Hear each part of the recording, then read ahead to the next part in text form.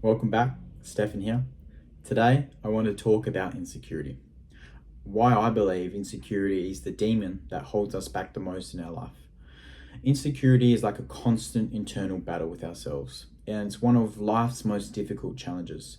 It's the discomfort that you feel within yourself. It's an unwelcome guest that lingers every single day. Imagine living in a house that's persistently shaken by earthquakes. Despite your efforts to stabilize things, to put things in their place, they come tumbling down again.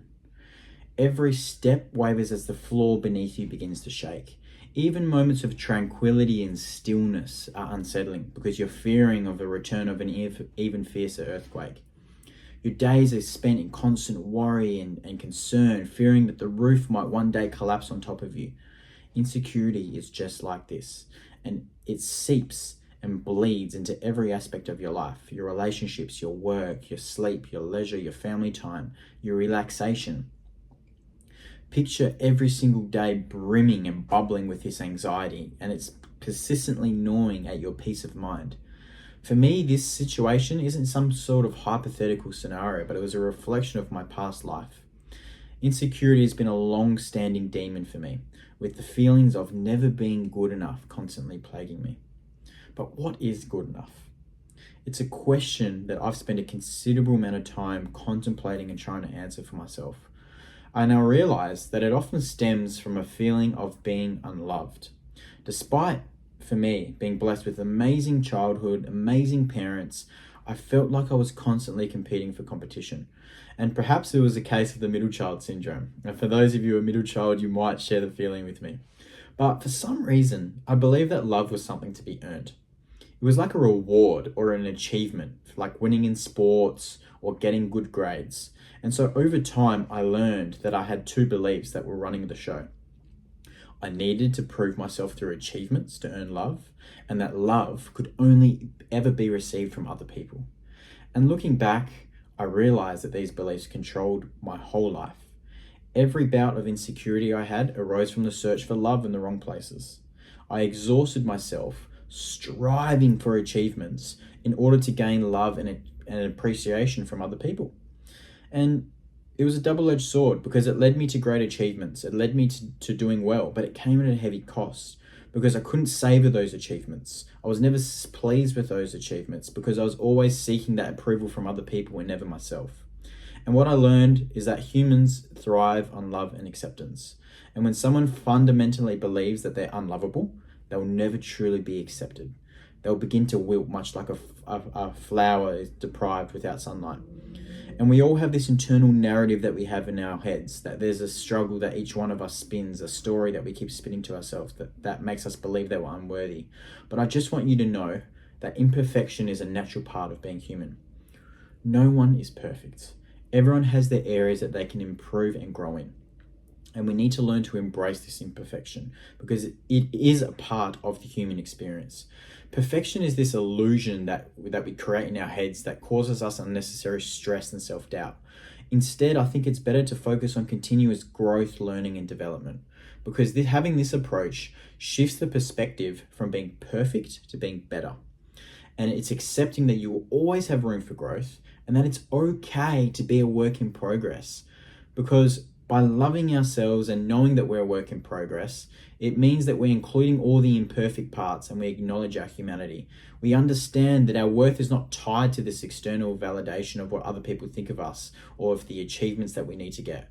And that we begin to recognize that our value as a human being is through our own perception of ourselves and our own love of ourselves, regardless of the external opinions of other people. Having this understanding and truly letting it sink in liberates you. It liberates you from the self-inflicted prison of the mind. And this lesson took me a long time to realize. I made a lot of mistakes on the way and I suffered way longer than I should have. But I found a way to overcome my insecurities and be able to move forward in my life. And here are the steps that I took that you can use, hopefully, to help you liberate your insecurities as well. The first step is to develop a self-awareness. Awareness is the first and crucial step towards tackling insecurity. It's about taking a moment to notice what's going on inside your head and in your body. What are you feeling? Where is it feeling? What thoughts are racing through your mind at the moment? You need to recognize that these thoughts and feelings exist, but learn to observe them and not judge them. They're not good, they're not bad, they're just there. Awareness is the first step to understanding what's going on inside you. Because quite often we will have a thought and instantly we'll attach a label to it as either good or bad. And it's in that moment that we attach the label that we create a story behind it. And this is where we become emotionally attached to our thoughts, because we begin to buy into that story that we tell ourselves and we accept it as truth. And then this forms a limiting belief that you have about yourself, which then controls and dictates the remainder of your life, which takes us to the next step, which is identifying your limiting beliefs. Next, it's time to dig deep. We need to identify those limiting beliefs that have been holding you back your life. These are the thoughts that tell you, I can't do this, or I'm not good enough, or I'll never have what they have, right? Remember that these are not just thoughts. Remember that these are just thoughts and not facts. Write them down. It's important to get them out of your head and put them onto a piece of paper, because this helps reduce the power that they have over you. And it's time to bring these beliefs out of the shadows and into the light, because everyone is scared of what they can't see. And as soon as you shine a light on it, it becomes visible. We begin to scrutinize it, we begin to analyze it, and eventually we can come to the decision that it actually wasn't as scary as what we originally thought it was. And this takes us to challenging our limiting beliefs, which is step 3. Now that you've identified, you've developed your self-awareness, you've identified the limiting belief, it's time to challenge them. It's about asking yourself, is this thought really true? Is there evidence that proves it's false? Don't just accept these thoughts at face value. Put them on trial. Like literally put them on trial and see if they hold up, because you might be surprised to find that many of them crumble under scrutiny. So write a list of the times that this belief wasn't true. Quite often when we have a negative belief, it's because we're conscious of the upsides and unconscious of the downsides, right? So conscious of the downsides, unconscious of the upsides, my bad. And when we become more aware of the upsides, the downsides begin to lose their power over us. And that takes us into step 4, which is reframing these negative thought patterns. So once you've challenged your limiting beliefs, it's time to reframe them. This means turning negative thoughts into positive ones. For example, instead of thinking, I'm not good enough, you might think, I am capable, I'm just as worthy as I am, right? Reframing isn't about lying to yourself, right? Don't get this mixed up. It's about viewing yourself and your situation in a more positive and a more realistic light.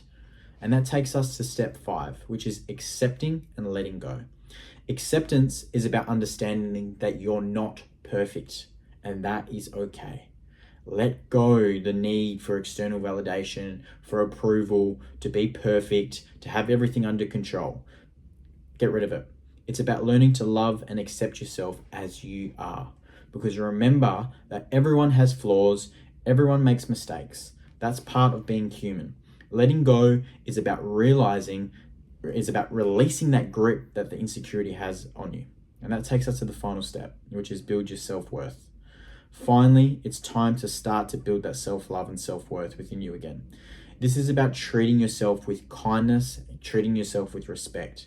It's about recognizing your inherent value and worth as a human, independent of every external validation, independent of achievements. It's about caring for yourself physically, emotionally, spiritually, whatever that looks like for you. Because you need to remember that you're worthy, you have an inherent gift, this talent, there's something to offer the world. You need to tap into that. And so I'll end the video with these final words, because as you navigate this path of self-discovery, this journey of acceptance, remember that the journey of this is more important than the destination that you're getting to. And overcoming your insecurities is not just a one-time thing, but it's a continuous process. Because with each limiting belief you identify, challenge, and reframe, you are taking a more significant step towards a more confident, more loving version of yourself. So take that first step. Embark on this journey of self-growth and transformation, because you have the power to redefine your narrative, to reclaim your self-worth, and it's about time to cast away the weight of the insecurity that's holding on in your life and remove the shackles that it has in your world, because you are more than good enough. You are exceptional just as you are, but you need to be able to take the first step towards healing those, the first step towards creating a life for yourself that is limitless of the insecurities that are holding you back. I hope you enjoyed this video. If you did, share it with someone who you feel like would benefit, and I'll see you all in the next one.